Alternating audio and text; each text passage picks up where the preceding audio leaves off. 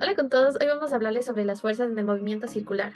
Mi nombre es Kiomi Félix y mi compañera que me acompaña hoy se llama Daniela Loza. Juntas les vamos a explicar sobre estas fuerzas como el peralte, entre otras más. Mm, Los contenidos que vamos a ver son fuerza centrípeta, centrífuga, velocidad crítica, el peralte, velocidad mínima, máxima, óptima y fórmulas de cada una de las velocidades. Y por último vamos a hacer dos ejercicios para comprender más sobre este contenido. Empecemos con las fuerzas centrípeta y centrífuga. Antes que nada hay que entender estas fuerzas para lograr entrar a lo de velocidades y el peralte. Una fuerza centrípeta es una fuerza neta que actúa sobre un objeto para mantenerlo en movimiento a lo largo de una trayectoria circular. Así como dice, es una fuerza que hace que esté en una trayectoria circular un objeto, lo cual esta fuerza va a ser siempre hacia el centro. Igual, su dirección no va a su trayectoria no va a cambiar, pero si en algún momento llega a soltar esta trayectoria circular, va a ir hacia hacia una sola dirección. Por otra parte, la fuerza centrífuga es una fuerza también llamada fuerza inercial o fuerza ficticia que actúa sobre todos los objetos cuando se los ve en una circunferencia, en una trayectoria circular, pero es una fuerza que no es visible a simple vista, ya que digamos si estamos en un vehículo y el momento de curvar, el vehículo curva a la derecha, nuestro cuerpo va a irse hacia el otro lado, ya que el vehículo está en movimiento, pero nuestro cuerpo no. Ahora sí, vamos a pasar a la velocidad crítica. Muy bien, la velocidad crítica es aquella velocidad máxima a la cual el vehículo puede recorrer una curva sin deslizarse hacia el exterior de la misma. Por ejemplo, imaginemos que estamos conduciendo un carro en una carretera con una curva pronunciada. Si nosotros vamos a una alta velocidad, el carro tenderá a irse hacia afuera, es decir, hacia ese borde exterior de la curva. Y todo esto debido a la fuerza centrípeta que es la que lo empuja. Ok, la fórmula de la velocidad crítica es la raíz de la gravedad por el radio elevado a su raíz cuadrada. Muy bien. Acerca del peralte, en las imágenes podemos observar al peralte moderno, el cual es una inclinación que se le da a una carretera con una curva. Sin embargo, se sabe que los antiguos romanos, hace más de 2000 años, construían sus caminos con un ligero peralte para permitir que el agua de la lluvia se escurriera hacia los lados. Pero ahora el peralte moderno está diseñado específicamente para mejorar la seguridad en las curvas, la cual se fue desarrollando entre los siglos XIX y XX, a medida de que también aumentaba el uso de los vehículos motorizados. Con el paso del tiempo, este peralte fue aplicado primero en pistas del deporte de la Fórmula 1, sin embargo ahora también los podemos encontrar en carreteras de uso diario. Ya, por esto es muy importante tener un peralte en las carreteras para evitar accidentes. Bueno, una carretera bien construida es esencial para cualquier persona en la vida, pero si nos ponemos a pensar, los peraltes realmente se los usan en carreteras donde van a altas velocidades y en este video podemos ver exactamente cómo funciona un peralte en una pista de carreras de juguete, pero es para identificar mejor. En sí es una elevación en la tierra, la cual va a hacer que el auto no se salga de la carretera al tener una velocidad muy alta y no vaya a derrapar y salir de la carretera. Por eso es normalmente que en las carreteras siempre tienen a qué límite de velocidad puede ir un vehículo para no causar accidentes. Ahora sí, el peralte también se lo puede ver en distintas películas, así para entenderle mejor, el peralte, así como digo, es una elevación en el suelo. Esto también es practicado por varios deportes, por ejemplo, en motocross o en el ciclismo. Los peraltes son distintos, ya que son elevaciones, pero estos son de tierra. Por ejemplo, en las carreteras sería en asfalto, con cemento, pero en esto sería piedra, tierra y todo lo que conlleva a estos deportes. Ahora vamos a pasar a hablar sobre las velocidades mínima, máxima y óptima. Muy bien. También cabe aclarar que estas tres velocidades hacen referencia a los distintos rangos de velocidad en las que un vehículo puede operar una curva de una manera segura y eficiente. Iniciando con la velocidad mínima, la cual es la más baja a la que un vehículo puede llevar la curva sin problemas. Sin embargo, si la velocidad es demasiado baja, presentará dificultades para mantener su equilibrio y una buena estabilidad. Ahora vamos a hablar sobre la velocidad máxima. Como su nombre dice, es la máxima velocidad a la que puede ir un vehículo si estamos hablando en el caso de una carretera. La velocidad que permite al vehículo mantenerse en la trayectoria deseada sin derrapar hacia afuera ni hacia dentro de la curva. Luego tenemos la velocidad óptima. La velocidad óptima es la velocidad que permite al vehículo mantenerse en un equilibrio adecuado entre la fuerza centrífuga y la capacidad de adherirse los neumáticos. Esto hace que sea la fuerza, así como dices, en equilibrio para que el vehículo tampoco vaya a derrapar ni vaya muy lento en el momento de estar en una carretera, en una alta velocidad, o la velocidad que es necesaria para estar eh, manejando en ese lugar. Las fórmulas de las velocidades. Tenemos la fórmula de la velocidad mínima, la cual es la raíz de la gravedad por el radio, que multiplica al seno del ángulo menos el coeficiente de rozamiento por el coseno del ángulo. Todo esto dividido para el coseno del ángulo más el coeficiente de rozamiento por el seno del ángulo.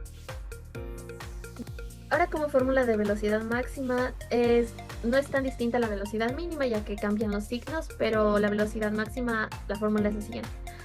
Raíz cuadrada de la gravedad por el radio por el seno del ángulo más el coeficiente de rozamiento por el coseno del ángulo dividido para el coseno del ángulo menos el coeficiente de rozamiento del seno del ángulo.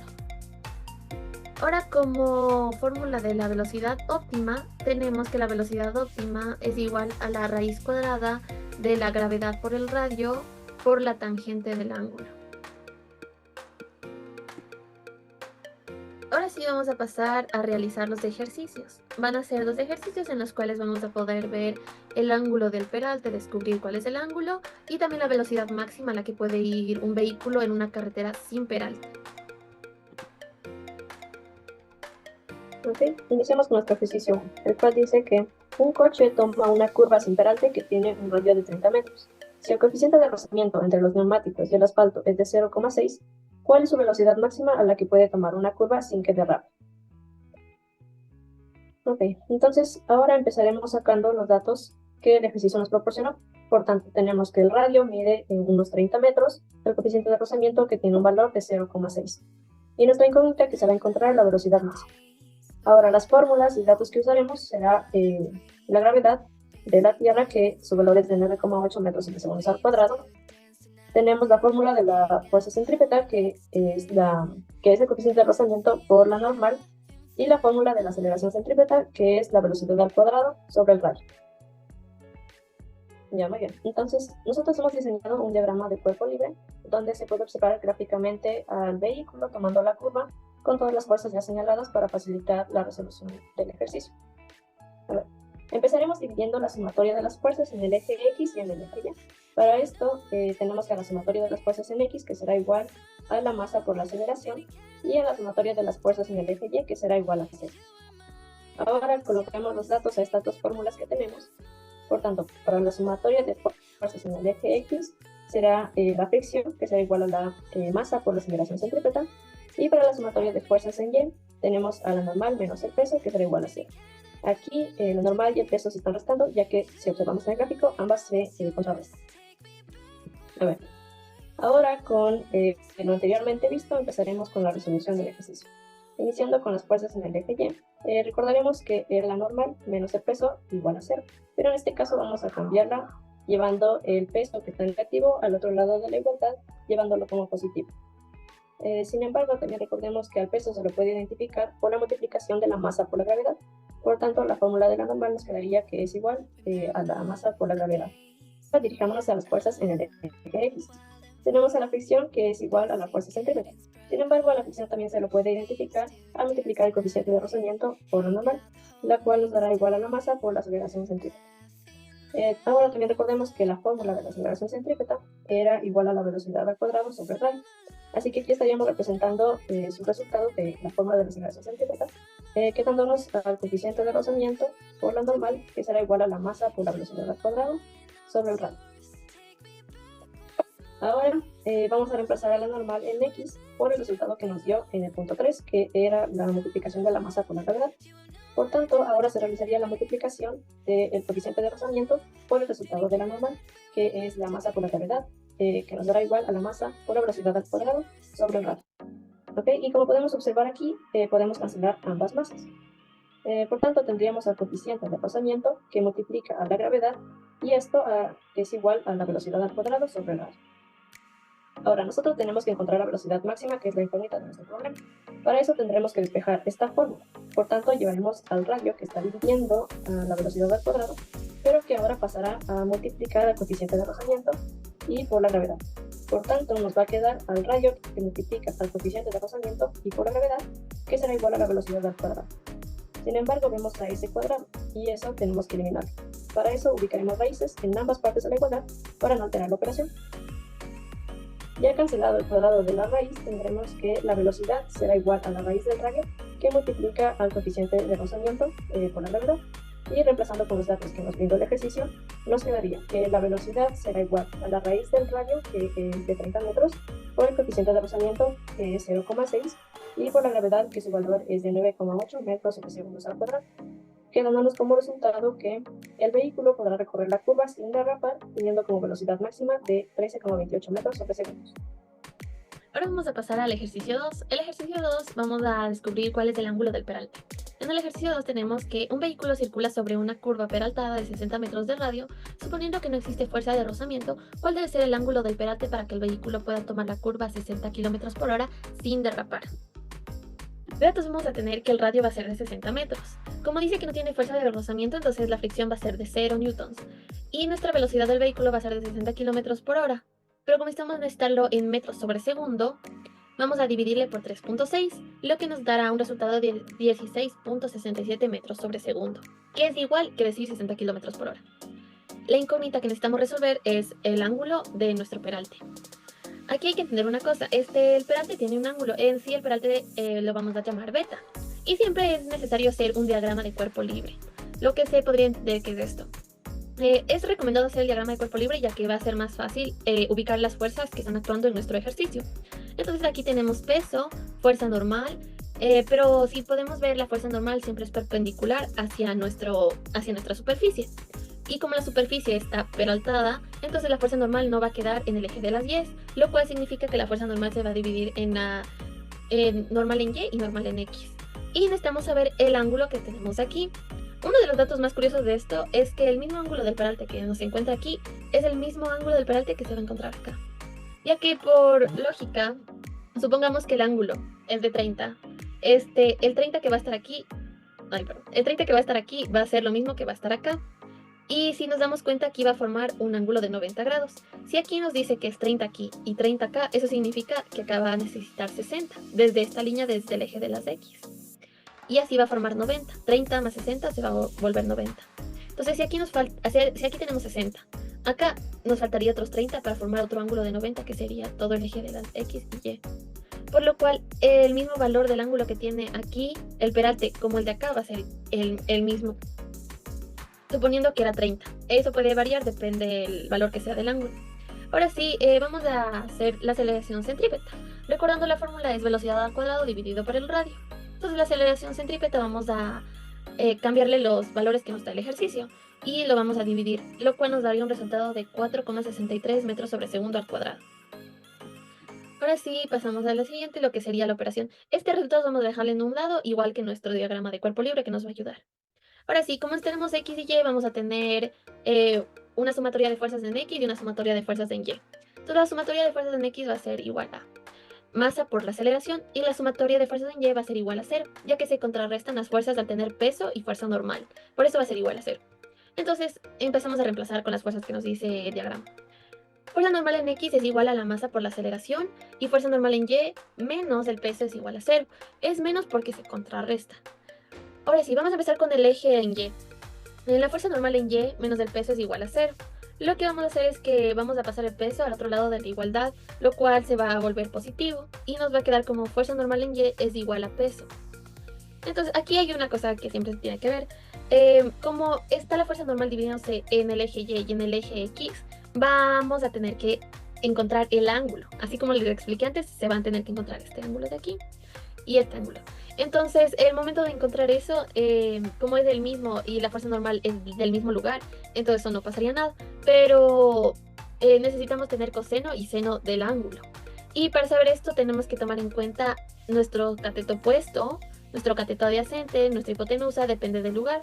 Aquí se recomendaría mejor que usaran con la fuerza normal en Y para identificar rápidamente. Entonces, ya después de identificar esto, nos quedaría como que la fuerza normal en Y va a ser coseno del ángulo es igual a la masa por la gravedad, ya que la fórmula del peso es masa por gravedad. Y vamos a despejar la fuerza normal, que nos quedaría que la fuerza normal es igual a la masa por gravedad.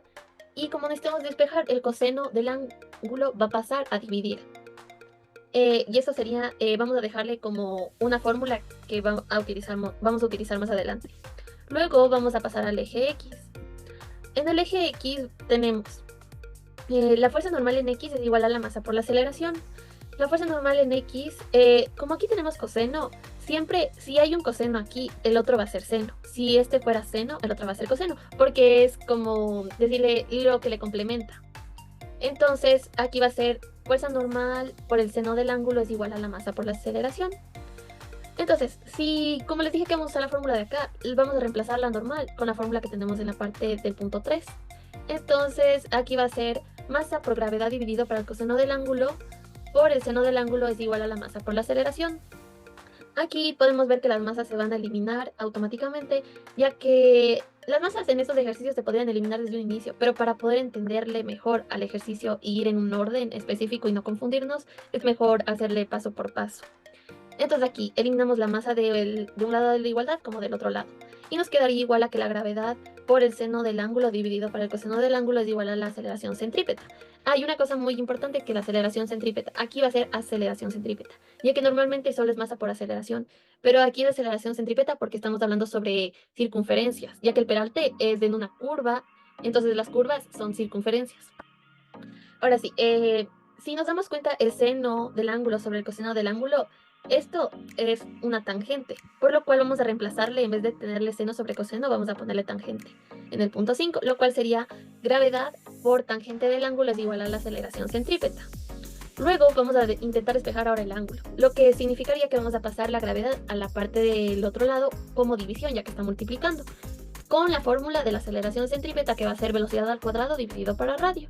Y la gravedad se va a multiplicar al radio ya que está en la parte del divisor, de la división de la velocidad al cuadrado sobre radio. Realizamos la fórmula y vamos a reemplazar los datos que nos da la operación con lo que necesitamos aquí ya que tenemos velocidad, gravedad y radio. Esto siempre sí es necesario con la ayuda de una calculadora. Ahora sí, la tangente del ángulo va a ser igual a 0,47. Pero nosotros necesitamos saber el ángulo, no la tangente del ángulo. Entonces vamos a despejar el ángulo. Entonces vamos a poner ángulo es igual a la tangente elevado a la menos 1 de 0,47. ¿Por qué se vuelve tangente a la menos 1? La tangente va a pasar al otro lado de la igualdad. Y al pasar se va a volver, como decirle, entre comillas, negativo.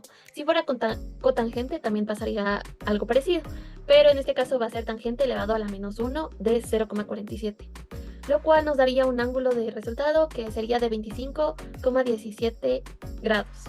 Este sería el ángulo del peralte para que esté en la carretera el auto sin derrapar. Y esta fue nuestra presentación de física. Espero que les haya gustado y se hayan informado más sobre las velocidades en un peralte, circunferencia y todo lo demás. Muchas gracias.